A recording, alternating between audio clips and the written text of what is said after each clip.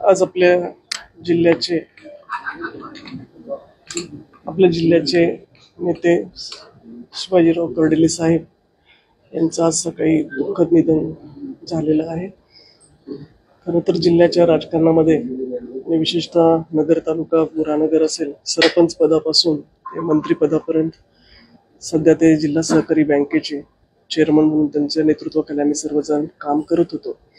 अतिशय अनपेक्षितरित्या त्यांचं सकाळी ही घटना घडली. खरं तर विश्वास कुणाचाच बसला नाही. फक्त साहेबांना ऍडमिट केले, क्रिटिकल आहे एवढंच आमच्यापर्यंत निरोप होता.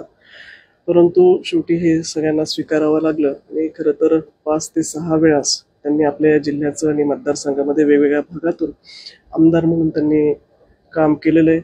अतिशय संघर्षमय त्यांचा हा संपूर्ण जीवन प्रवास होता. समाजकारण, राजकारण, सहकार क्षेत्रामध्ये आणि प्रशासनावर एक उत्तम पकड असलेला नेता आणि स्पष्ट वक्तेपणा असेल आणि त्यांच्या जाण्यामुळं निश्चित खूप मोठी आमच्या जिल्ह्याची उणीव किंवा पोकळी ही कधी न भरणार आहे. सगळ्याच क्षेत्रामध्ये त्यांचा दबदबा होता.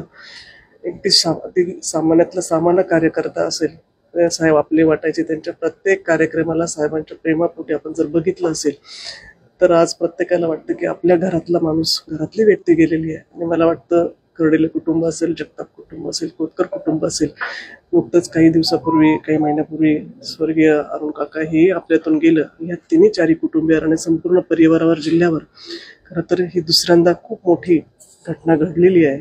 याच्यातून कधी ना उणीव कधीच भरून येणार नाही.